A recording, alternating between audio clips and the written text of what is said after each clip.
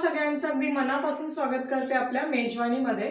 तर आज आपण अतिशय हेल्दी असे चाटचे प्रकार बघणार आहोत, ज्यामध्ये आपण शेंगदाणा चाट, चना चाट आणि मखाना चाट बघणार आहोत, जे अगदी बनवायला सोपे आहेत, कमी साहित्यामध्ये आणि झटपट होणारे आहेत।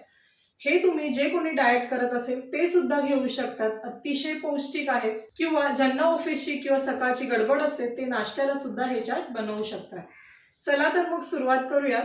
तर सगळ्यात आधी आपण शेंगदाणा चाट बनवणार आहोत। त्यासाठी इथे मी 1 वाटी शेंगदाणे घेतले, जे पाण्यामध्ये आपण 2 तास भिजत ठेवणार आहोत। 2 तासानंतर तुम्ही बघू शकता शेंगदाणे छान भिजलेले आहेत, ते आपण आता शिजवून घेणार आहोत।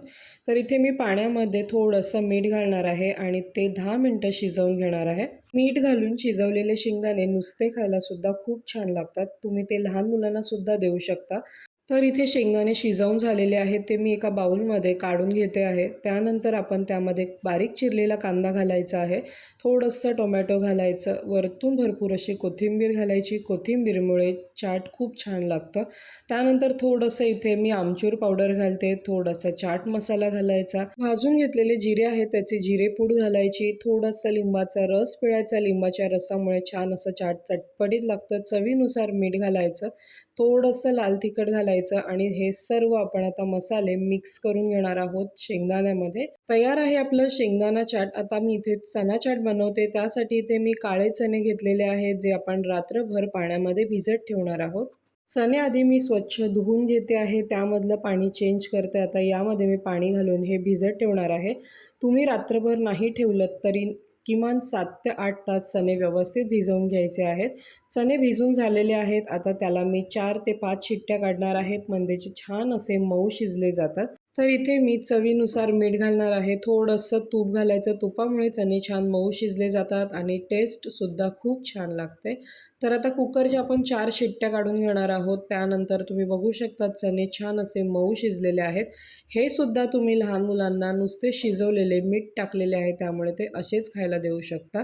त्यानंतर इथे मी बारीक चिरलेला कांदा घालते, टोमॅटो घालायचा आहे, काकडीचे थोडेसे काप घालते। त्यानंतर इथे मी अर्धा चमचा जिरापूड घालते, थोडंसं लाल तिखट घालते आणि इथे मी अर्धा चमचा चाट मसाला घालते।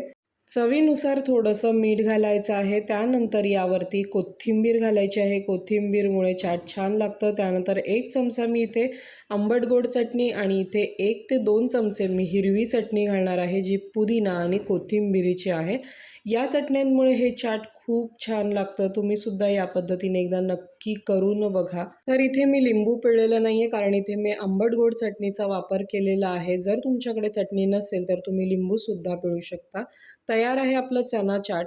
तर आता आपण इथे मखाना चाट बनवणार आहोत, त्यासाठी इथे मी 1 बाउलमध्ये मखाने घेतलेले आहेत। जर मखाने तुम्ही खाल्लेत तर ते अगदी कच्चे लागतात, त्यामुळे हे रोस्ट करून खाल्ले तर खूप छान लागतात। शिवाय याचे फायदे सुद्धा अनेक आहेत। 1 ते 2 मिनिटं मखाने व्यवस्थित भाजून घ्यायचे आहेत, त्यामुळे ते छान असे क्रिस्पी होतात।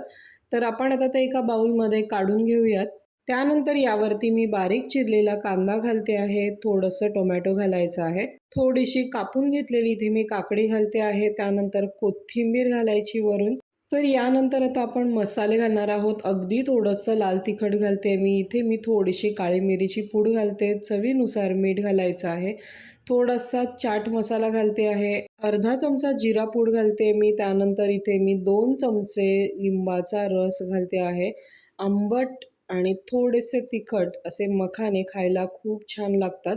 रोस्ट केलेले मखाने तुम्ही थोडंसं मीठ आणि चाट मसाला लावून सुद्धा डब्यामध्ये भरू शकता, जे लहान मुलांना खाऊ म्हणून देऊ शकता।